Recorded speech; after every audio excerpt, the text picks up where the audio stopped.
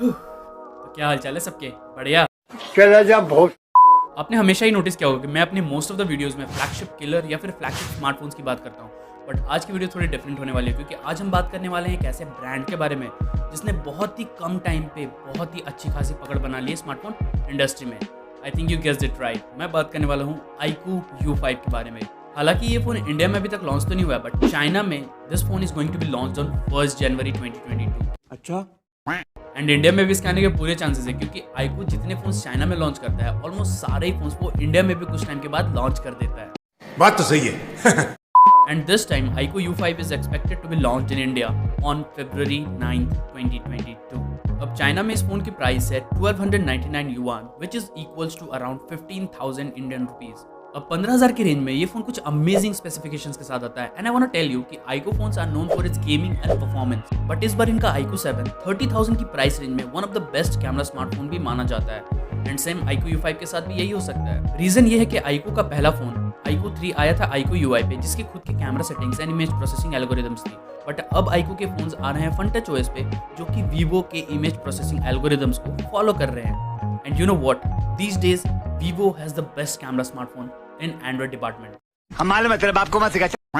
खैर, अगर इसके कैमरा हार्डवेयर के बारे में बात करूँ तो इस फोन में आपको डुअल कैमरा का सेटअप देखने को मिलेगा जहां पे प्राइमरी कैमरा होगा 50 मेगापिक्सल f1.8 एपर्चर के साथ एंड 2 मेगापिक्सल का मैक्रो सेंसर दिया हुआ है f2.4 एपर्चर के साथ। 2 मेगापिक्सल के मैक्रो कैमरा के बारे में बात ना करते हुए मैं आपको ये बताना चाहता हूँ कि इस साल जितने भी फोन्स 50 मेगापिक्सल के कैमरा के साथ लॉन्च हुए हैं सबके कैमरा आउटपुट कमाल के हैं, चाहे वो OnePlus का Nord 2 हो या फिर Pixel 6 Pro।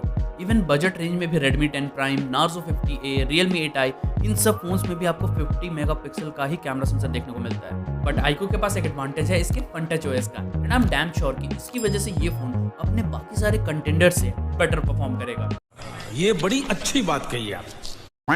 एक बहुत ही अजीब चीज मुझे ये लगी कि इस फोन के 3 वेरिएंट्स आते हैं, 4GB, 6GB and 8GB RAM, and तीनों में ही आपको सिर्फ 128GB का ही UFS 2.2 स्टोरेज देखने को मिलता है। अब सवाल ये है कि बेस वेरिएंट जिसमें 4GB का रैम है उसकी प्राइस अराउंड 15,000 इंडियन रुपीज है, तो इट इज ऑब्वियस कि 8GB रैम वाले वेरिएंट की प्राइस 20,000 इंडियन रुपीज होगी। तो क्या 20,000 में ये फोन लेना सही रहेगा?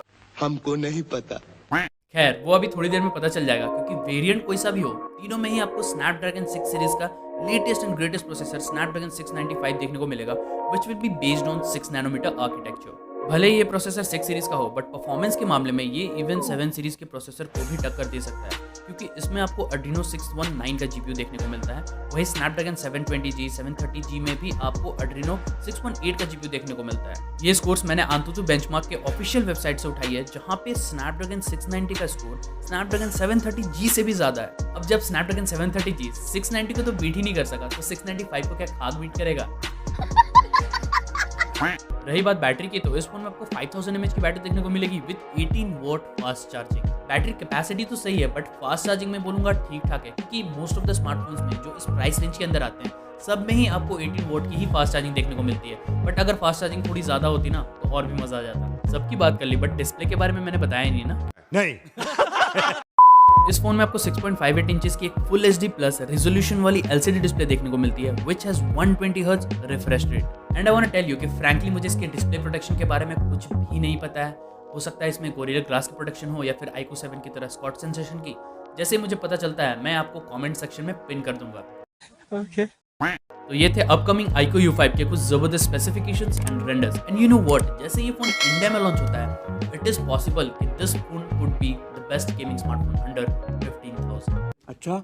क्योंकि करंटली जितने भी फोन्स गेमिंग स्मार्टफोन्स हमें इस प्राइस रेंज के अंदर देखने को मिलते हैं सभी में आपको ऑलमोस्ट मीडियाटेक का ही प्रोसेसर देखने को मिलता है। मैं ये नहीं बोल रहा हूँ कि मीडियाटेक के प्रोसेसर्स खराब होते हैं, but Snapdragon is simply more trustable. क्या आप इस फोन के बारे में अपडेटेड रहना चाहते हो? अगर हाँ तो नीचे दिए गए खाली स्थान यानी कि कमेंट सेक्शन में अपना महत्वपूर्ण ओपिनियन जरूर दें।